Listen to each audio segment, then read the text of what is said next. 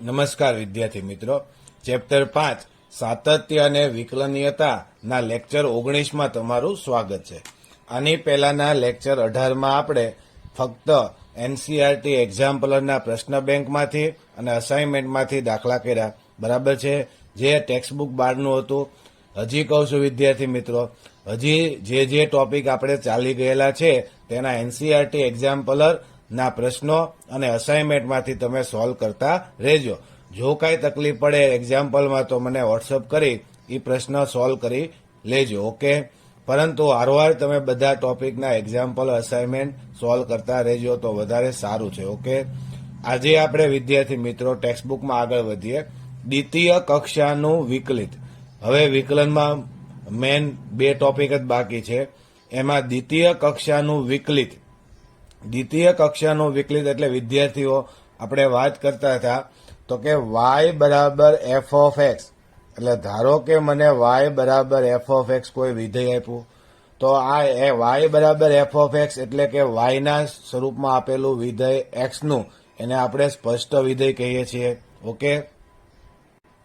તો y બરાબર f of x આપણને આપેલ છે, એનું x ને સાપેક્ષ વિકલન આપણે લેવી, એટલે x ને સાપેક્ષ વિકલન લેતા, એટલે x ને સાપેક્ષ વિકલન એટલે કયો સંકેત વાપરીશું આપણે? d બાય dx, એટલે x ને સાપેક્ષ વિકલન. આ બાજુ કોણ છે? y, એટલે y નું એટલે dy બાય dx. આ બાજુ d by dx of f of x, એને આપણે તમને મેં આની પહેલા વાત કરી હતી કે d by dx of f of x એટલે જે કાંઈ વિધેય આપ્યું હોય એનું તમે વિકલન કરો. સાઇન હોય તો વિકલન એનું કોસ થાય, બરાબર છે. પણ અત્યારે આપણે f ઓફ x નું વિકલનને સંકેતમાં f ડેશ x થી બતાવતા યાદ હશે તમને. હવે વિદ્યાર્થી મિત્રો આ જે લખ્યું છે dy બાય dx, એને નવા સંકેત પણ તમારે યાદ રાખવાના છે.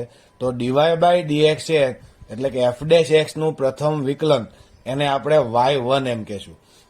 y1 સફિક્સમાં નીચે 1 કરવાનો, એનો મતલબ શું? y નું પ્રથમ કક્ષાનું વિકલિત, બરાબર છે. y1 એટલે y નું પ્રથમ કક્ષાનું વિકલિત એટલે y નું x ને સાપેક્ષ પહેલી વાર વિકલન એટલે કે dy બાય dx.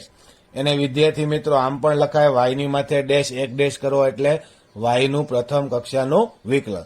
તો આ વિદ્યાર્થી મિત્રો આપણે જે dy બાય dx ગોતતા એના નવા સંકેત તમારે આ બે યાદ રાખવાના છે, ઓકે. અને dy બાય dx ને આપણે y નું પહેલી વાર વિકલન x ને સાપેક્ષ કરીએ એટલે એને આપણે પ્રથમ કક્ષાનું વિકલન કહીશું. કોનું? તો કે y નું પ્રથમ કક્ષાનું વિકલિત, ઓકે. કોને? તો કે y1 ને y પ્રાઇમ ને dy બાય dx ને y નું પ્રથમ કક્ષાનું વિકલિત કહે છે. હવે વિદ્યાર્થી મિત્રો આપણે વાત કરીએ દ્વિતીય કક્ષાનું વિકલિત. તો દ્વિતીય કક્ષાના વિકલિત માટે આપણે મળેલો y1 એટલે કોણ? તો કે dy બાય dx, ઓકે. અથવા એને આપણે શું કહીશું? f ડેશ x, અથવા એને શું કહીએ છીએ આપણે? y prime. આ બધી વસ્તુ એકની એક છે, dy બાય dx y1, બરાબર છે. તો આને શું કહેવાય? y નું પ્રથમ કક્ષાનું વિકલિત. આ y નું પ્રથમ કક્ષાનું વિકલિત છે એનું ફરીવાર આપણે x ને સાપેક્ષ વિકલન લઈશું. કોને સાપેક્ષ લઈશું? x ને સાપેક્ષ વિકલન લેતા, એટલે y નું નહીં પણ કોનું? y1 નું. તો y1 નું x ને સાપેક્ષ ફરીવાર વિકલન લ્યો એટલે d by dx of y1 થાય. આ બાજુ d બાય dx ઓફ કોણ? તો કે dy બાય dx. આ બાજુ d બાય dx ઓફ કોણ? તો કે f ડેશ x. આ બાજુ d બાય dx ઓફ કોણ? તો કે y પ્રાઇમ. આ એટલા માટે લખું છું x નું ફરીવાર વિકલન લો એટલે d બાય dx બધી બાજુ મેં લગાડ્યો. તો y1 હતું એનું d બાય dx કરવું એટલે એનો નવો સંકેત આ y1 એ y નું પ્રથમ વિકલન હતું એનું ફરીવાર વિકલન કરીશ એટલે એનો હું સંકેતમાં લખીશ y2. હું લખીશ y2. એવી રીતે અહીં સંકેત શું થાય વિદ્યાર્થી? ખાસ ધ્યાન રાખજો, અહીં dd 2 વાર છે, બરાબર છે. એટલે એને આપણે d square upon dx square લખશું. dx કેટલી વાર છે? 2 વાર. એટલે dx નો આખાનો વર્ગ છે અને આ d નો વર્ગ છે, પણ કોનું? તો કે y નું. એટલે આપણે શું લખશું? d square y upon dx square. એનો મતલબ શું થયો? y નું d square y by dx square એટલે y નું દ્વિતીય કક્ષાનું વિકલન થયું. આ y2 એટલે y નું દ્વિતીય કક્ષાનું વિકલન થયું. એટલે પહેલી વખત આપણે વિકલન કરીએ ત્યારે y1 મળે અને બીજી વાર વિકલન કરો ત્યારે આપણે y2 મળે, બરાબર છે. તો આ y નું તો કેટલી વાર વિકલન થયું કહેવાય? 2 વાર. y1 નું પહેલી વાર થયું, પણ y નું કેટલી વાર થયું કહેવાય? 2 વાર, એટલે એને y નું દ્વિતીય કક્ષાનું વિકલિત કહે છે. અહીં જો લખવું હોય તો આમ f ડબલ ડેશ x થી લખી શકાય, અહીં લખવું હોય તો y ડબલ ડેશ થી લખી શકાય. તો વિદ્યાર્થી મિત્રો, આપણે જે d બાય dx ઓપરેટર હતો એ પ્રથમ કક્ષા માટે હતો. અહીં તમે જોઈ શકો છો d square y by dx square, d square y by dx square, આ ઓપરેટર કોના માટે છે? દ્વિતીય કક્ષા માટે છે. એવી રીતે હું d ઘન બાય dx ઘન લખું તો એનો મતલબ શું થાય? તૃતીય કક્ષાનું વિકલન થાય. આવી રીતે આપણે અગાઉ હજી વિકલન કરી શકાય, સમજાય છે? એવી રીતે હું d4 બાય dx 4 લખું તો ચોથી કક્ષાનું વિકલન થાય. આમાં તમારે કેટલી વાર વિકલન કરવું પડે? 4 વાર.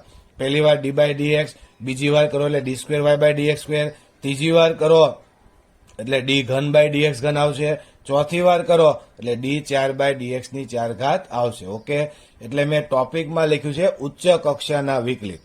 ચોપડીની અંદર ખાલી દ્વિતીય કક્ષાના વિકલિત જ છે ભણવાના આપણે, પરંતુ ઉચ્ચ કક્ષાના વિકલિત પણ d ઘન બાય dx ઘન, d4 બાય dx 4 એ તમારે JEE અને ગુજકેટમાં કામમાં આવશે. ગુજરાત બોર્ડમાં પણ આવું પૂછાઈ શકે, બરાબર છે? પરંતુ ટોપિક ખાલી દ્વિતીય કક્ષાનો આપણને ટેક્સ્ટબુકમાં આપેલો છે. હજી વિદ્યાર્થી કહું, દાખલા તરીકે આપણે y2 એટલે શું લખાય? તો કે d square y by dx square. તો આનું ફરીવાર x ને સાપેક્ષ વિકલન લઈએ. હવે કોનું x ને સાપેક્ષ વિકલન લઉં છું? તો કે y2 નું. તો y2 નું x ને સાપેક્ષ વિકલન લો એટલે હવે શું કરશું આપણે? y3. Okay, d by dx લખતા નથી કે લખવું? ચાલો લખું એકવાર હજી. d by dx of y2, d by dx of d square y by dx square. તો હવે વિદ્યાર્થી મિત્રો આ શું બનશે? તો કે d by dx of y2 એટલે આપણે એને y3 કહેશું, અને d ઘન બાય dx ઘન ઓફ y એટલે y નું 3 વાર વિકલન થયું, સમજાય છે? d બાય dx હોય તો પહેલી વાર, d square y by dx square હોય તો બીજી વાર, d ઘન બાય dx ઘન હોય તો ત્રીજી વાર. અહીં કોણ છે? y ની આગળ કોણ છે? d ઘન બાય dx ઘન, એટલે y નું તૃતીય કક્ષાનું વિકલિત થયું. એટલે આ જે વિકલન હતું એ દ્વિતીય કક્ષાનું હતું. આ જે વિકલન છે એ કયું કહેવાય? તો કે તૃતીય કક્ષાનું.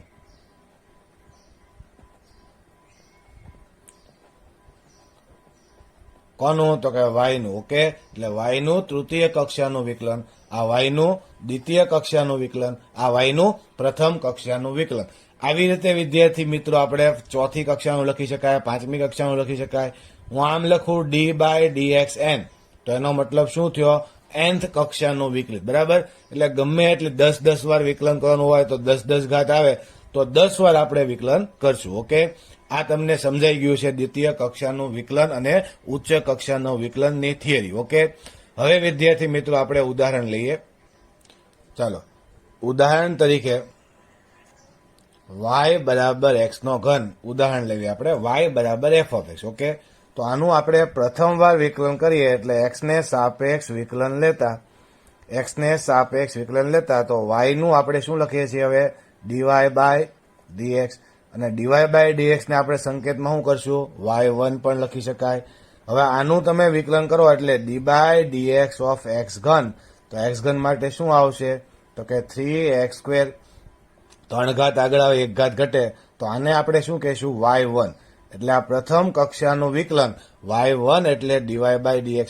એક વસ્તુ વિદ્યાર્થી મિત્રો યાદ રાખજો કે અહીં સંકેત આપણે y1 નું લખવું, એનો મતલબ y નું x ને સાપેક્ષ વિકલન, ધ્યાન રાખજો, x ને સાપેક્ષ વિકલન લેવું. આપણે અગાઉ પ્રચલ વિધેયમાં dy બાય dt લખ્યું છે, dy બાય d થીટા લખ્યું છે, તો એ dy બાય d થીટા કે dy બાય dt ને y1 સંકેત વાપરતા નથી. યાદ રાખજો, y1 એટલે ફરજિયાત કોના માટે? x ને સાપેક્ષ વિકલન હોય એના માટે જ આપણી ટેક્સ્ટબુકમાં y1 કીધું છે. કદાચ કોઈ પ્રચલ વિધેય તમને આપે અને કીધું y1 મેળવો, એનો મતલબ dy બાય dx મેળવવાનું છે. dy બાય dt કે dy બાય d થીટા પ્રચલમાં મેળવવાના નથી. તમે પ્રચલમાં કેમ બે થીટા આપ્યા હોય? dx બાય d થીટા મેળવો, dy બાય d થીટા મેળવો, અને પછી y1 બરાબર dy by d theta upon dx by d theta મૂકશો. ઓકે, પણ dy બાય d થીટા માટે આપણે y1 કહેતા નથી. y1 ફક્ત કોના માટે કહેવીશું આપણે? તો કે x ને સાપેક્ષ વિકલન હોય એના માટે જ કહેવીશું. બરાબર છે? આ મગજમાં યાદ રાખજો વિદ્યાર્થીઓ. આગળ વધુ છું હવે. આ y1 મળ્યું. હવે ફરીવાર એનું વિકલન કરીએ, ફરીવાર x ને સાપેક્ષ વિકલન લેતા, તો ફરીવાર x ને સાપેક્ષ વિકલન લેતા તો y1 છે એટલે d બાય dx ઓફ કોણ y1, ઓકે, એટલે આ બાજુ d બાય dx ઓફ કોણ આવશે 3x સ્ક્વેર, તો y1 નું બીજી વાર વિકલન થાય છે, એટલે y1 નું પહેલી વાર પણ y નું બીજી વાર, એટલે y1 ના વિકલનને હવે આપણે શું કહીશું સંકેતમાં y2, બરાબર છે. હજી કહું છું આ y2 લખ્યું એનો મતલબ શું થયો, એ d square y by dx square પણ લખી શકાય, બરાબર છે. તો 3 દુ હવે 3 અચળ પદ કે x સ્ક્વેર નું શું થાય તો કે 2x, એટલે કેટલા જવાબ મળશે આપણને 6x મળશે. તેથી વિદ્યાર્થી મિત્રો y2 એટલે કે d square y by dx square આપણને કેટલા મળ્યા 6x મળ્યા. હજી વિકલન કરવું વિદ્યાર્થીઓ લખતો નથી, ધ્યાન આપજો. તો હવે વિકલન કરીએ તો અહીં કોણ આવશે y2 નું y3 આવશે, અહીં કોણ આવશે d ઘન બાય dx ઘન, એટલે y નું તૃતીય કક્ષાનું વિકલન, તો 6 અને x નું શું થાય 1. હજી વિકલન કરો વિદ્યાર્થી મિત્રો તો y4 આવશે, અહીં d4y બાય dx 4, એટલે ચતુર્થ કક્ષાનું વિકલન, પણ અહીં 6 નું વિકલન કરો એટલે કોણ આવશે અચળ પદ એટલે 0. હવે y5 કરો તો પણ કેટલા આવશે 0, y6 કરો તો પણ કેટલા આવશે 0, એટલે આગળ બધી ટર્મ 0 ના વિકલન 0 જ મળશે, ઓકે. તો આ રીતે વિદ્યાર્થી મિત્રો આપણે ઉચ્ચ કક્ષાના વિકલનની વાત કરી, ઓકે. હવે વિદ્યાર્થી મિત્રો આની ઉપરથી તમે એક વસ્તુ યાદ રાખજો કે y બરાબર જો x5 આપ્યા હોય તો y10 કેટલા થાય વિચારો, તો કે MCQ માં આવું પૂછાય તો વિચારો કે પહેલી વાર વિકલન કરીશ એટલે 5 આગળ આવશે, 4 ઘાત આવશે, બીજી વાર વિકલન કરીશ એટલે 3 ઘાત થશે, એમ એક એક વાર વિકલન કરતા કરતા ઘાત ઘટતી જશે. જો 3 ઘાત હતી તો આપણે ત્રીજી વાર વિકલન કર્યું એટલે અચળ પદ આવી ગયું, તો અહીંયા 5 ઘાત છે તો હું 5મી વખત વિકલન કરીશ એટલે કોણ મળશે મને અચળ પદ, પછી 6ઠી વાર 7મી વાર 8મી વાર બધે વિકલન શું આવશે 0, એટલે y10 ઓટોમેટિક કોણ લખાય 0 લખાય. હવે વિદ્યાર્થી મિત્રો y5 એટલે કેટલા થાય, જો મેં y5 કીધું હોત તો એના માટે તમારે એક જનરલી સૂત્ર એનું તારવવું પડે, એ પણ ટેક્સ્ટ બુકમાં આપેલા નથી, પણ તમે તારવો તો અથવા ભવિષ્યમાં તમે જ્યારે એન્જિનિયરમાં દાખલ થશો ત્યારે તમારે nth ડેરિવેટિવ માટેના બધા સૂત્ર યાદ રાખવા પડશે, બરાબર. અને સૂત્ર પણ સહેલા છે, એમાં કાંઈ નવીન નથી, બરાબર. જો તમે અત્યારે એકાદા 2 સૂત્ર હું તમને તારવીને બતાવું જે તમે તમારે JEE માટે કામમાં આવશે એટલે યાદ રાખો તો સારું, બરાબર છે. દાખલા તરીકે y બરાબર x ની n ઘાત આપી છે, તો હવે તો yn બરાબર શું થાય, તો yn બરાબર થાય n ફેક્ટોરિયલ, શું થાય n ફેક્ટોરિયલ, આ એક સૂત્ર છે, બરાબર છે. તો હવે આ તમારે કેમ આવે એના માટે જો જોવું હોય તો આપણે વિચારીએ કે y બરાબર x ની n ઘાત છે, તો y1 લઉં એટલે n આગળ આવશે 1 ઘાત ઘટશે, જુઓ તો. હવે y2 એટલે દ્વિતીય કક્ષાનું વિકલન લઉં એટલે n અને ગુણાકારમાં n-1 ઉપર કોણ આવશે 1 ઘાત ઘટે એટલે n-2, આ n અચળ આમનામ આનું વિકલન કરવું એટલે n-1 એક આગળ આવશે અને n-2 થશે. હવે y3 કરું ત્યારે n અને n-1 અચળ આમનામ પડ્યા રહે, આનું વિકલન કરવાનું થાય, આનું વિકલન કરવું એટલે n-2 આગળ આવશે અને વિકલન ઉપર કોણ થાય n-3 થાય, 1 ઘાત ઘટે. તો આવી રીતે વિદ્યાર્થી મિત્રો હાલ્યા કરે.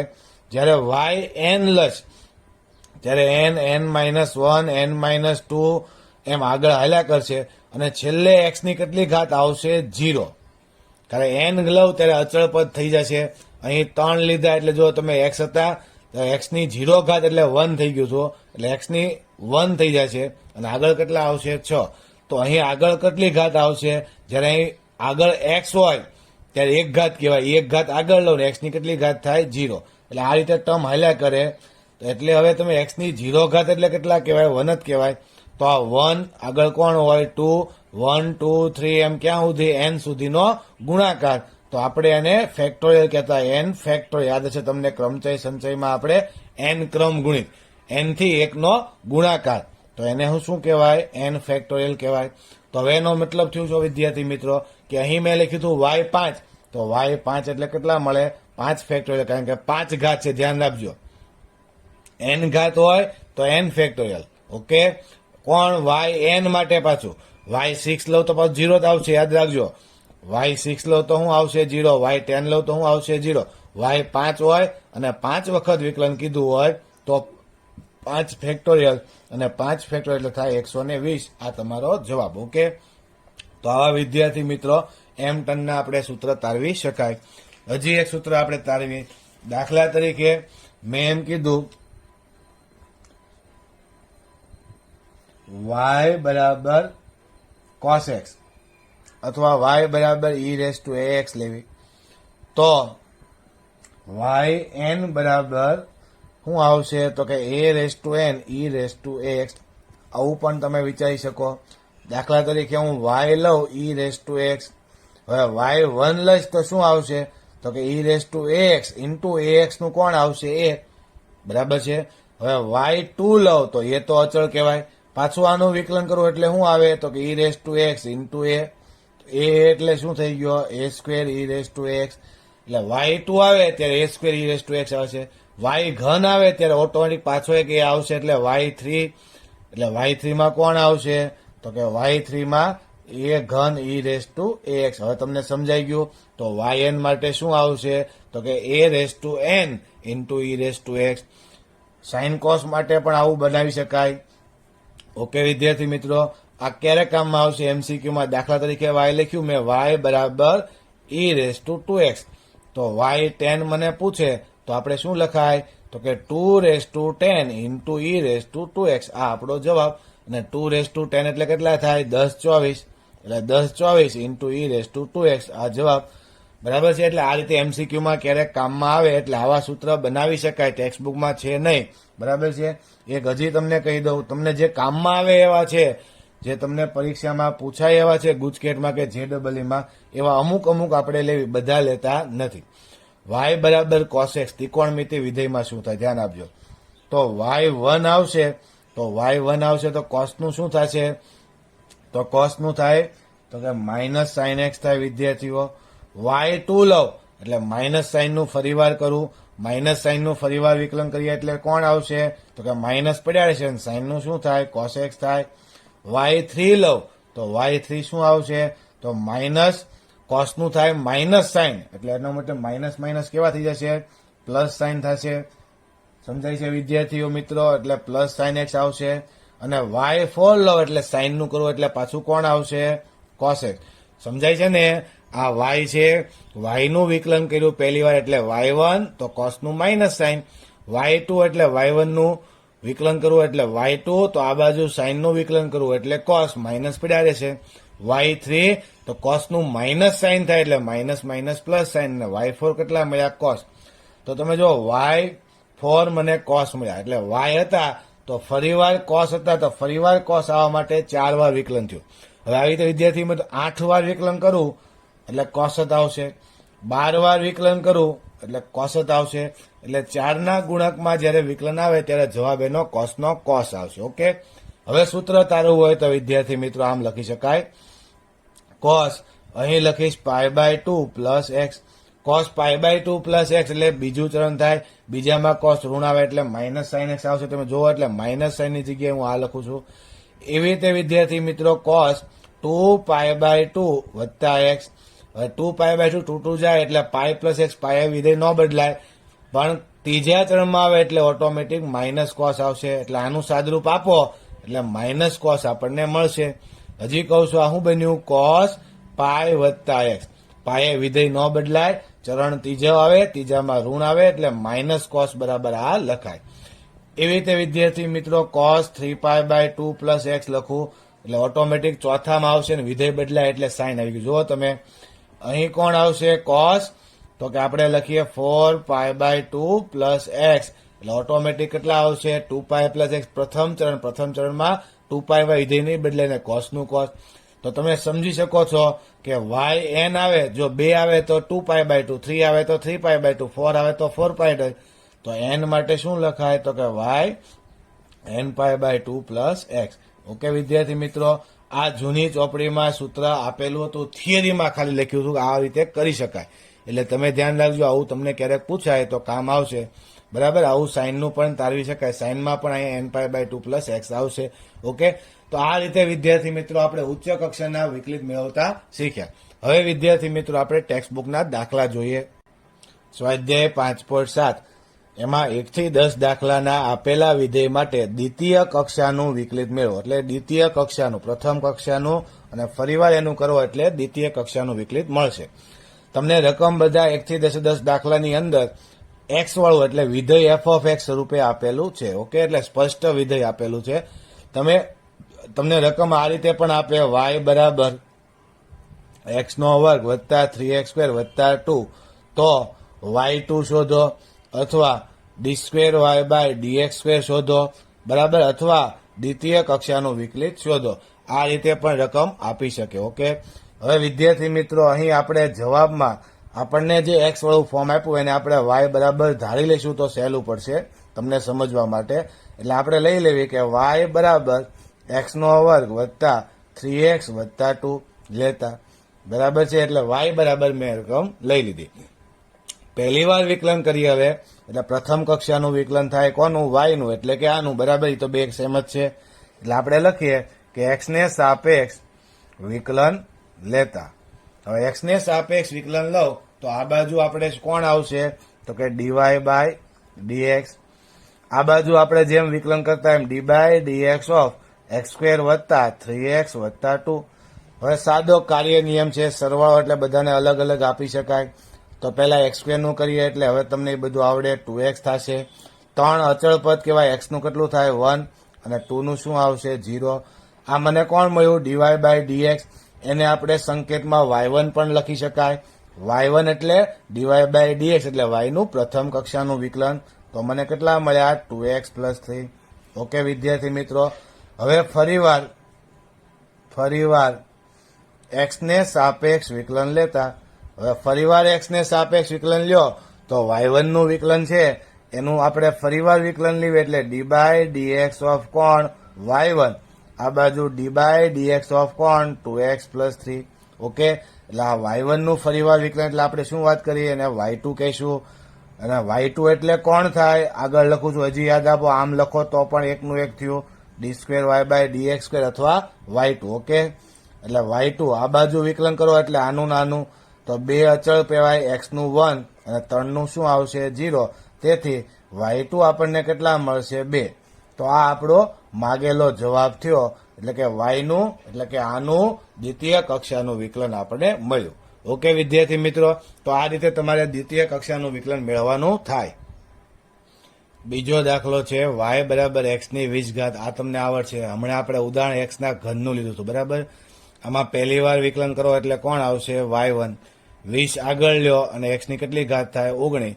અને બીજી વાર કરો એટલે y2. 20 ગુણાકારમાં 19 અને x ની માથે કેટલી ઘાત થઈ જાય? 18. ઓકે, તમે સ્ટેપ બાય સ્ટેપ આ રીતે લખીને હોમવર્કમાં પૂરું કરશો. ઓકે, એટલે હોમવર્કમાં કરી નાખજો. પણ વિદ્યાર્થી મિત્રો, એમ કહું y20 તો કેટલા આવે જવાબ? બોલો તો હવે. y20 એટલે તો કે 20 ઘાત છે. y20 એટલે કેટલા જવાબ આવશે? તો કે 20 ફેક્ટોરિયલ. આ આપણો જવાબ થયો. હું એમ કહું વિદ્યાર્થી મિત્રો, y21 તો કોણ આવશે? 0 આવશે. ધ્યાન રાખજો. સમજાય છે? એટલે આ વસ્તુ ખાસ યાદમાં રાખજો.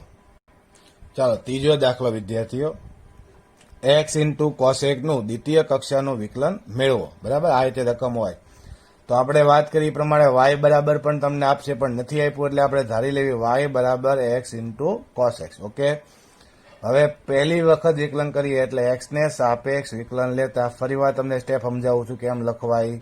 ઓકે, તો અહીં કોણ આવશે? તો કે dy બાય dx. આ બાજુ dy બાય dx ઓફ કોણ? x into cosec. ઓકે, આ આપણે પહેલા કરતા રીતે. અને ગુણાકારનો નિયમ. દાખલા બધા સહેલા છે, બરાબર છે. જેમ આપણે અગાઉ પ્રથમ વાર વિકલન મેળવતા dy બાય dx, એ રીતે તમારે પ્રથમ વાર મેળવવાનું જ છે. જે કાંઈ નિયમો શીખ્યા આપણે બધા નિયમો પ્રમાણે dy બાય dx મેળવ્યા પછી બીજી વાર તમારે ખાલી વિકલન એનું લેવાનું છે, એટલે દ્વિતીય કક્ષાનું વિકલન મળે. હવે અહીં તમે જોઈ શકો ગુણાકારનો નિયમ છે, એટલે આપણે ગુણાકારનો નિયમ લાગુ પડવો પડશે. તો પહેલા આપણે x આમનામ રાખીએ, તો કોસનું વિકલન કરીએ તો શું થાય? તો કોસનું વિકલન માઇનસ સાઇન x વત્તા હવે કોસ x આમનામ રાખીએ અને x નું વિકલન કરો એટલે 1. ઓકે વિદ્યાર્થી મિત્રો, ગુણાકારનો નિયમ x આમનામ કોસનું વિકલન વત્તા કોસ આમનામ x નું વિકલન કર્યું મેં. રેડી ને? તો આપણને y1 એટલે કોણ? તો કે dy બાય dx કેટલા મળ્યા? માઇનસ x સાઇન x અને વત્તા કોણ મળશે તો કે cos x. આ મને y1 મળ્યું. હવે આનું આપણે ફરીવાર વિકલન લેવાનું છે. ઓકે, તો ફરીવાર x ને સાપેક્ષ વિકલન લેતા, એટલે ફરીવાર x ને સાપેક્ષ વિકલન લ્યો એટલે y1 છે એનું શું લખશું આપણે y2, અને આનું વિકલન કરો એટલે શું લખાય d2y/dx2 dy/dx નું.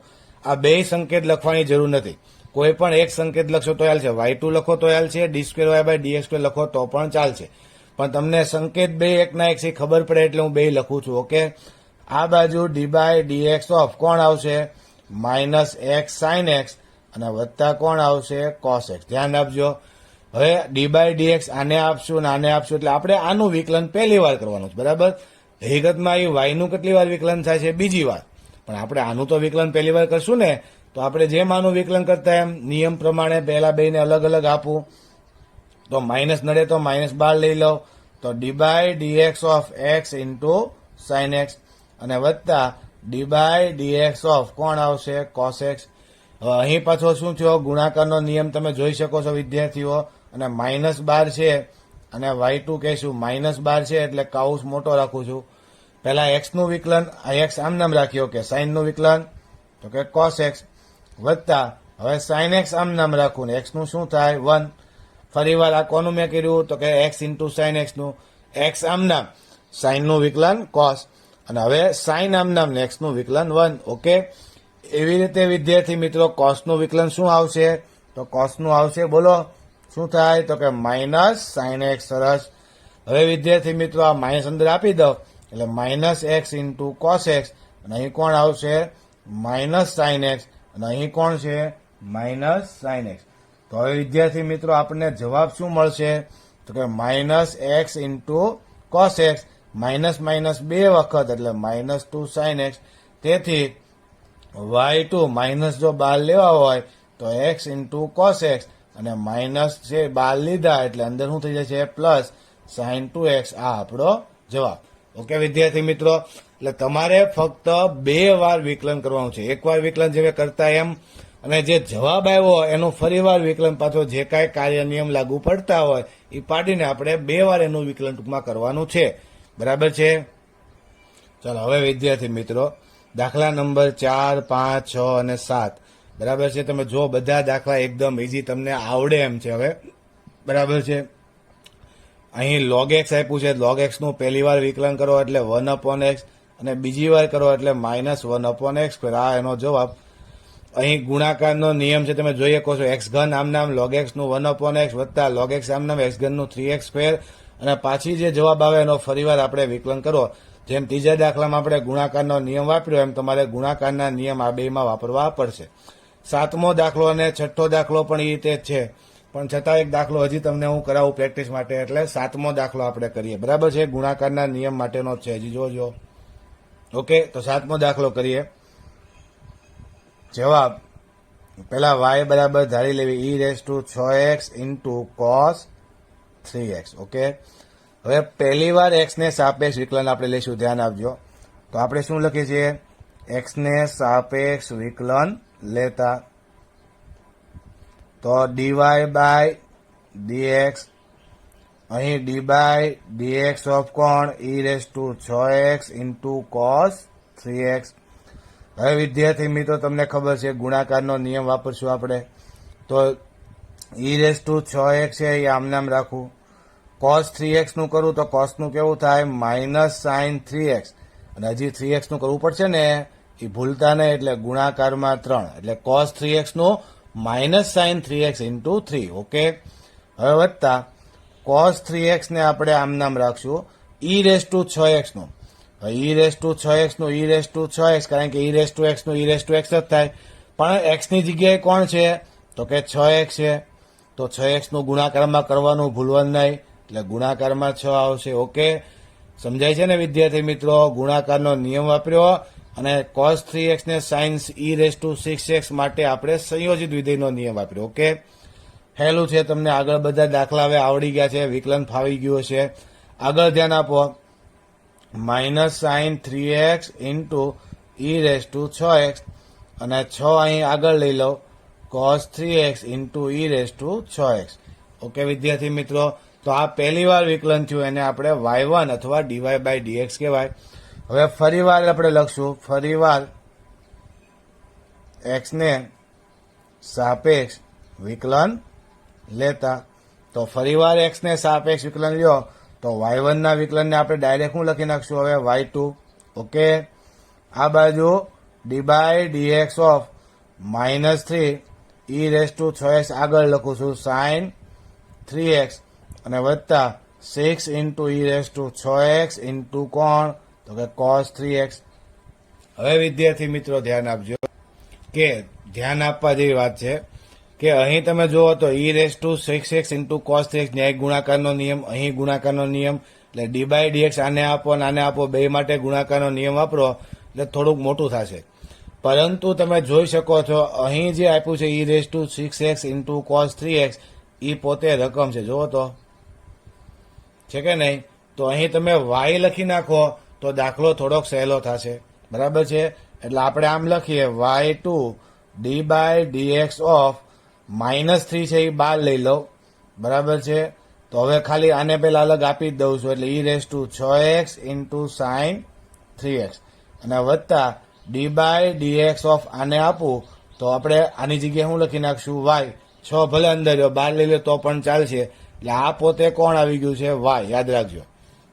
એટલે આપણે શું થાય તો અહીં y2 આ -3 આમનામ, અહીં ગુણાકારનો નિયમ વાપરીએ તો ફરીવાર e⁻⁴x આમનામ, sin 3x નું આવશે cos 3x ઇન્ટુ પછી 3x નું 3.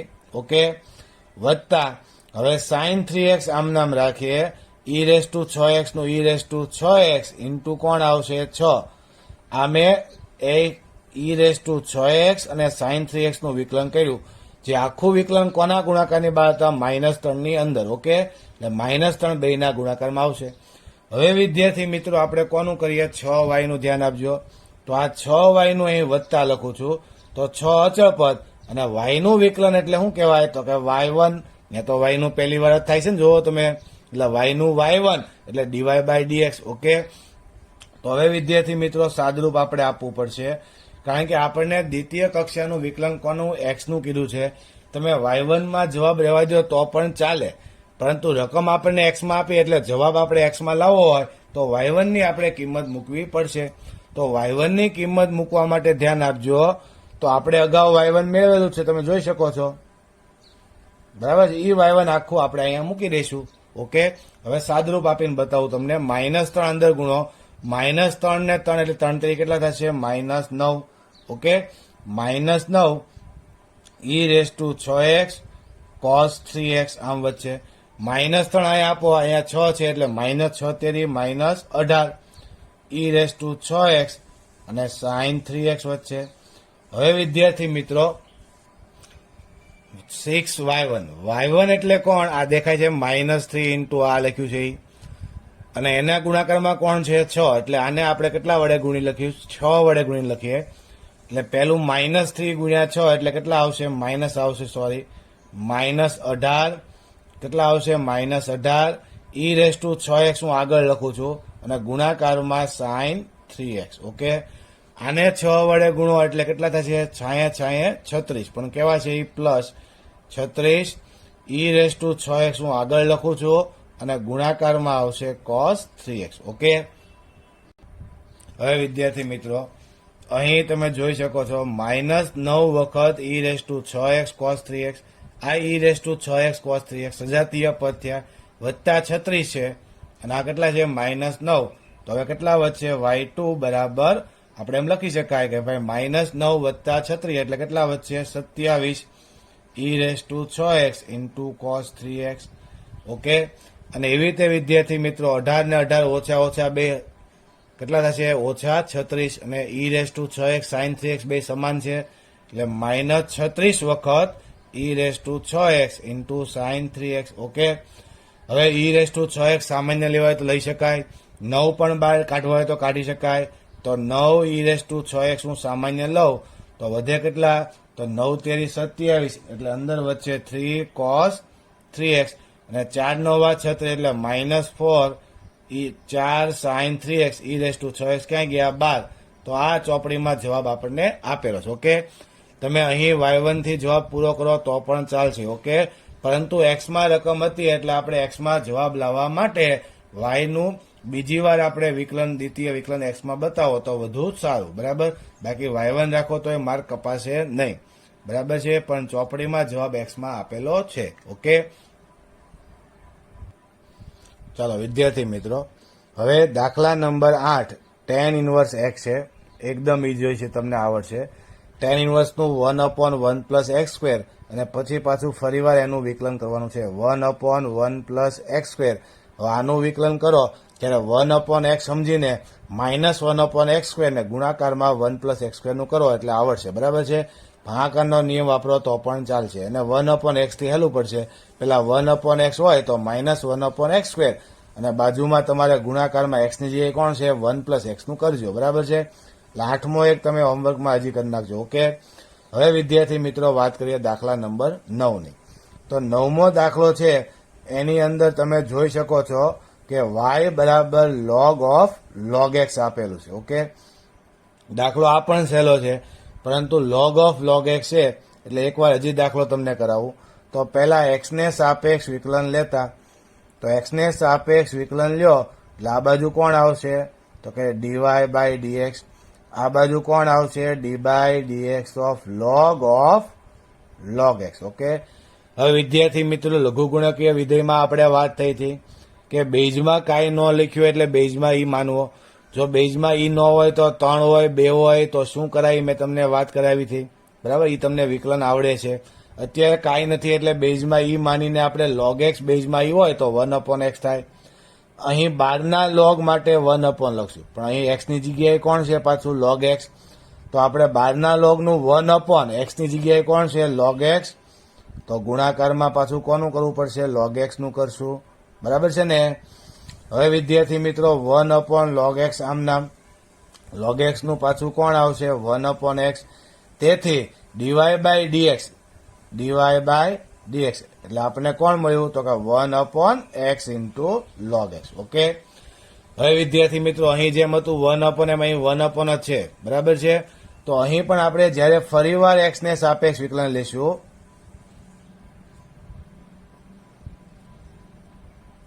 ત્યારે આ બાજુ કોણ આવશે તો કે d2 y by dx square. Okay, અથવા એને આપણે શું કહી શકાય y2 પણ કહી શકાય. તો આ બાજુ d બાય dx ઓફ કોણ તો કે 1/x ઇન્ટુ log x. હવે વિદ્યાર્થી મિત્રો 1/x હોય, ફરી વાર કહું છું 1/x તો એનું શું થાય તો કે -1/x સ્ક્વેર. પણ x ની જગ્યાએ કોણ છે અત્યારે તો કે x log x, તો એનું ગુણાકારમાં આપણે કરશું. ઓકે, એટલે ભાગાકારનો નિયમ વાપરવો નહીં, કારણ કે 1/ છે એટલા માટે, ઉપર 1 જ છે એટલા માટે. પાછી ઉપર x હોય 3x હોય તો ભાગાકારનો નિયમ જ વાપરવો પડે. એટલે 1/x નું શું થાય તો કે -1/x સ્ક્વેર એટલે 1/x ઇન્ટુ log x નો વર્ગ અને ગુણાકારમાં કોણ આવશે તો કે x into log x. Okay, હવે વિદ્યાર્થી મિત્રો -1/x ઇન્ટુ log x એનો આખાનો વર્ગ આમ નામ. અહીં ગુણાકારનો નિયમ વાપરવો પડશે. x આમ નામ log x નું 1/x પ્લસ log x આમ નામ ને x નું કોણ આવશે 1. સમજાય છે ને, x આમ નામ log x નું 1/x, log x આમ નામ x નું 1. ગુણાકારના નિયમ વાપર્યો. આ x ઉડી ગયા એટલે હવે વચ્ચે કોણ ખાલી તો કે ઉપર વચ્ચે 1 પ્લસ log x અને -1 સાઇન આપણી પાસે બહાર પડી એટલે 1 પ્લસ log x અને નીચે કોણ આવશે તો કે x ઇન્ટુ log x નો હોલ સ્ક્વેર. બરાબર છે, આ વિદ્યાર્થી મિત્રો આપણો જવાબ. 10મો દાખલો પણ વિદ્યાર્થી મિત્રો તમને આવડે એવો છે, ધ્યાન આપજો.